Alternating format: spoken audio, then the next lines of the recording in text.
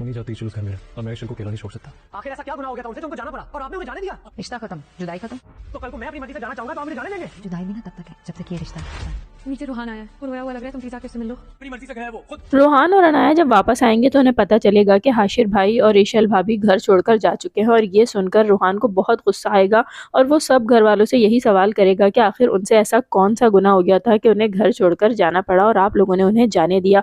यहाँ पर असद भाई गुस्सा करेंगे और यही कहेंगे कि वो अपनी मर्जी से ये घर छोड़कर गया है, उसे किसी ने निकाला नहीं। तो ये सुनकर रोहान और भी गुस्सा होगा, यही कहेगा कि कल को अगर मैं भी अपनी मर्जी से इस घर से जाऊंगा तो क्या आप लोग मुझे जाने देंगे, और इस बात पर भी असद उसे डांटेगा।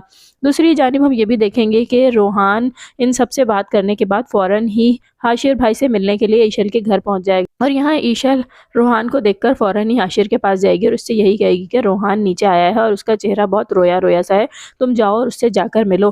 हाशिर जब रोहान से मिलेगा तो रोहान उससे यही पूछेगा कि आखिर आप क्यों घर छोड़कर आ गए, तो ऐसे में हाशिर उसे सब कुछ बता देगा कि आयजा भाभी नहीं चाहती थी कि ईशल उस घर में रहे और मैं ईशल का साथ नहीं छोड़ सकता। यहाँ पर रोहान सारी हकीकत जान लेने के बाद समझ जाएगा कि आयजा भाभी की चाल कामयाब हो गई और अनाया बिल्कुल ठीक कहती थी, आयजा भाभी ईशल को इस घर से निकालना चाहती हैं।